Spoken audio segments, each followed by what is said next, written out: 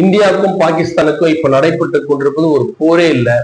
ஆனா போர்னு சொல்லிட்டு எல்லா மீடியாக்கள்லாம் நம்ம சாதா சோசியல் மீடியாவோ இல்ல யூடியூபோ இல்லை எல்லாம் மெயின் ஸ்ட்ரீம் எல்லாருமே, அதாவது பாலிமர் டிவி, புதிய தலைமுறை, தந்தி டிவி, இந்தி சேனல் எல்லாமே இது வந்து போர்னு சொல்லிட்டு ஏன் மக்கள்கிட்ட வந்து ஒரு பெரிய பீதியை கிளப்புறாங்கன்னு தெரியல.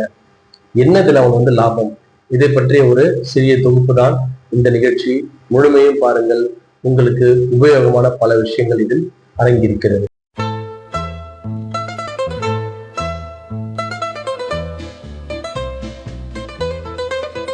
இப்ப வர அனைத்து நிகழ்ச்சிகளுமே வந்து பயங்கரமா பெரிய லெவல்ல சொல்லியே பழக்கப்பட்டாங்க. எல்லா மீடியா சேனல் எல்லாமே எதையுமே சாதாரணமா சொல்ற ஐடியாவே உங்கள்கிட்ட கிடையாது.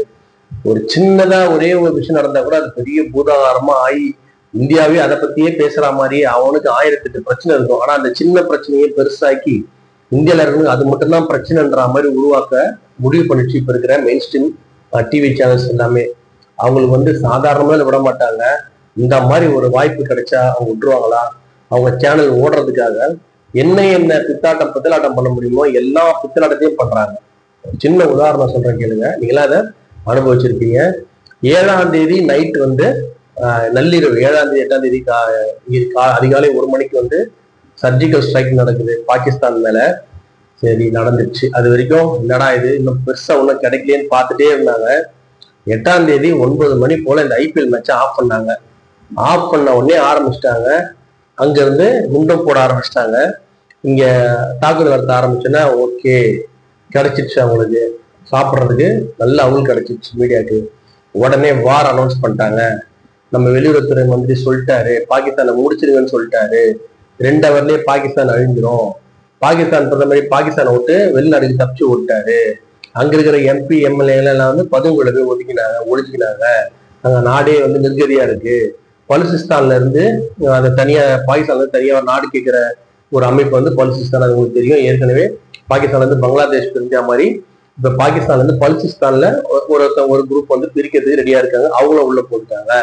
உள்நாட்டு கலவரம், அவ்வளவுதான். பாகிஸ்தான் விடியதுல பாகிஸ்தானே இருக்காது. மொத்த பாகிஸ்தான்ல இந்தியாவே போந்துடும்.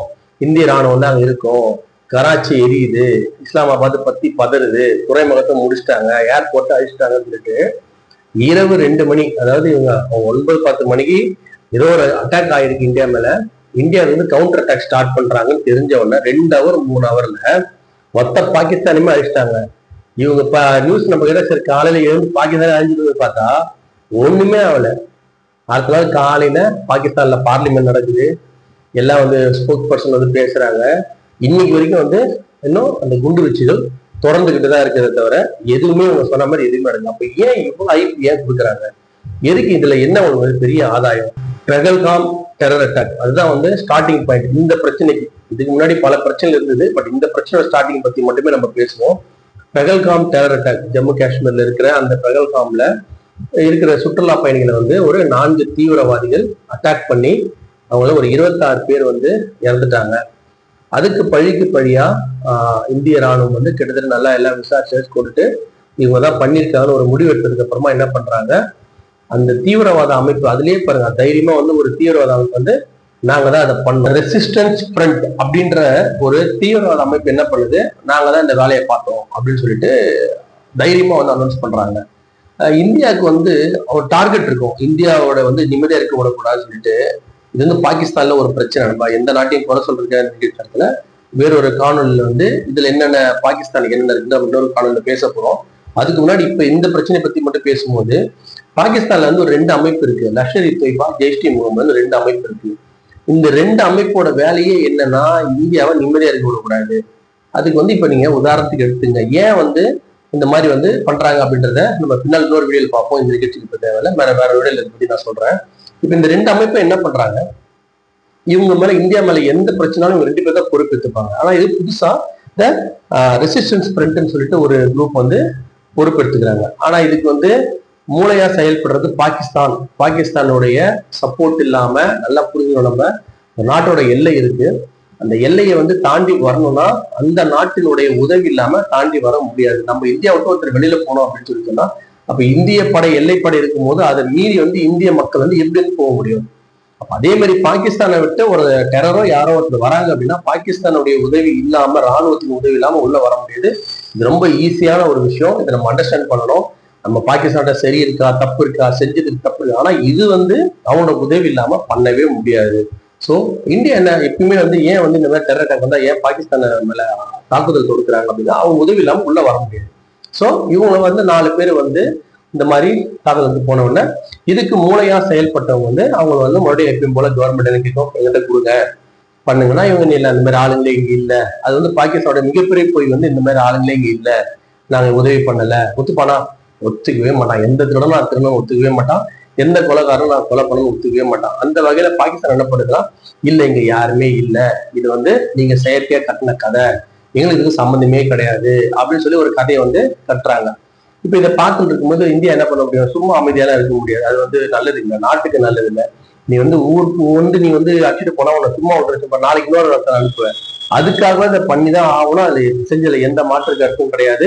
அது உண்மையா இருக்கும் பட்சத்துல இந்தியா எடுத்த அனைத்து நடவடிக்கைகளும் பாராட்டப்பட வேண்டியது. உண்மையா இருக்கும் பட்சத்துல அது உண்மைதானன்றது வேற ஒரு கான்செப்ட். உண்மையா இந்த அமைப்பு தான் பண்ணாங்களா, திசை திருப்ப பண்ணாங்களா வேற ஒரு கான்செப்ட். இது உண்மையிலே நம்ம நம்புவோம். உண்மையா இருக்கும் பட்சத்துல இந்தியா செஞ்ச அனைத்துமே, இந்திய அரசாங்கம் செஞ்ச அனைத்துமே சரியான விஷயம்தான்.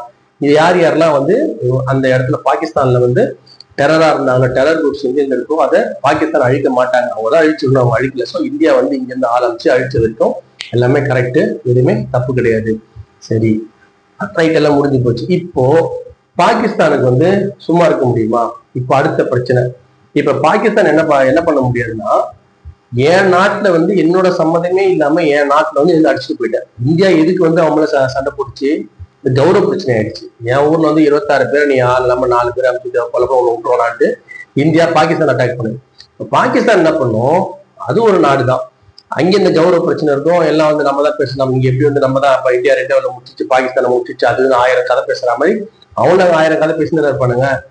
இந்தியா ஒண்ணுமே கிடையாது, நம்மளுக்கு ஒண்ணும் கிடையாது, சப்ப முடிச்சலாங்க அவங்களும் பேசிட்டு இருப்பாங்க. அப்ப அந்த நாட்டு அரசியல்வாதி ராணுவ சும்மா இருக்க மாட்டான்.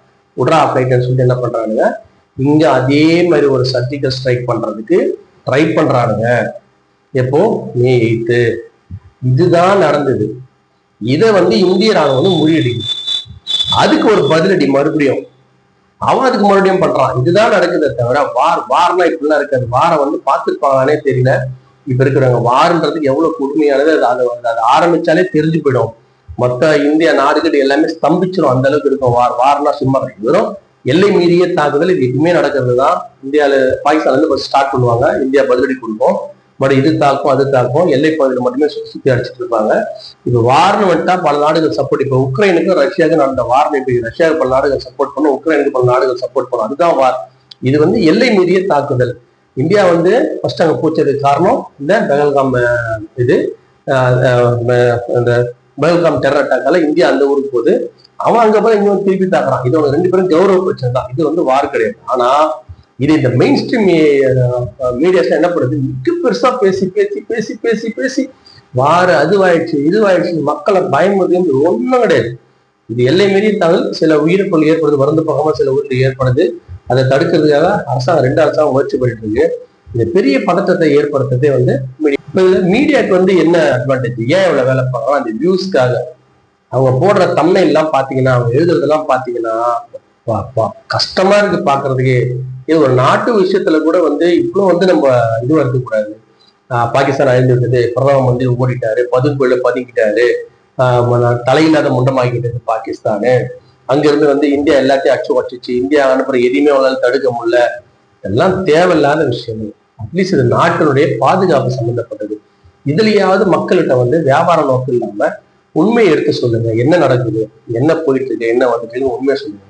கவர்மெண்ட் அனௌன்ஸ் பண்ற வரைக்கும், ஏன்னா கவர்மெண்ட் பொய் சொல்ல முடியாது. ப்ரெஸ்லீஸ் இது ஒன்றும் மோடி அரசாங்கமோ இல்லைன்னா காங்கிரஸ் அரசாங்கமோ சம்பந்தப்பட்டது கிடையாது. ராணுவம் சம்பந்தப்பட்டது. ராணுவம் பொய் சொல்ல முடியாது. மிலிட்ரி ஒரு அரசாங்கத்தின் கீழே இயங்குவது கிடையாது, அது நாட்டின் கீழே இயங்குவது. அது எல்லாருக்குமே பதில் சொல்லி ஆகணும். ஸோ ஒரு மிலிட்ரி அவ்வளவு அசால்ட்டா நீங்க சொல்ற மாதிரி, நீங்க நினைக்கிற மாதிரிலாம் நம்ம பொய் உதாரணம் விட முடியாது. மிலிட்ரி தான் இதை பார்த்துட்டு இருக்கு. முப்படைகளும் சேர்ந்து ஒரு விஷயத்த கன்ஃபார்ம் பண்ற வரைக்கும் நீங்க என்ன பண்ணாதீங்க, உங்களுடைய அறிவுல கும்பல போய் காமிச்சு அது இல்லாத்தியம் பொல்லாத்தியம் சொல்லி அப்படியே நம்ம பெரிய இது மாதிரி பண்ணிட்டு, ஒரு பெரிய அப்பாட்டகர் மாதிரி பண்ணிட்டு நீங்க என்ன பண்ணாதீங்க, எல்லாரையும் போட்டு குழப்பாதீங்க. உங்க சேனல் ஓடணுமா, உண்மையை சொல்லுங்க, கரெக்டா பேசுங்க. அந்த ராணுவ அதிகாரிகள் சொல்ற வரைக்கும் வெயிட் பண்ணுங்க. நீங்க சொன்னதுக்கும் அவங்க சொன்னதுக்கு எவ்வளவு வித்தியாசம் பார்த்தீங்களா? ஒரு நாள் அவங்க ப்ரெஸ் ரிலீஸ் பண்ணும்போது ஒண்ணுமே இல்லை. நீங்க சொன்னது வந்து பாகிஸ்தானே அழிஞ்சிச்சுன்ற மாதிரி ஃபர்ஸ்ட் நாளே பேசிட்டீங்க. 2 வேலை பாகிஸ்தான் வரும். இதெல்லாம் பேசி மக்களையும் குழப்பி எல்லாரையும் குழப்பாதீங்க. மக்கள் வந்து தெளிவா எந்த விதமான பதட்டமும் இல்லாம அரசாங்கம் அறிவிப்பதை மட்டும் வெயிட் பண்ணி தெரிஞ்சுக்கிட்டு எந்த முடிவும் எடுங்க. மீண்டும் மற்றொரு நிகழ்ச்சி சந்திப்போம். நன்றி, வணக்கம்.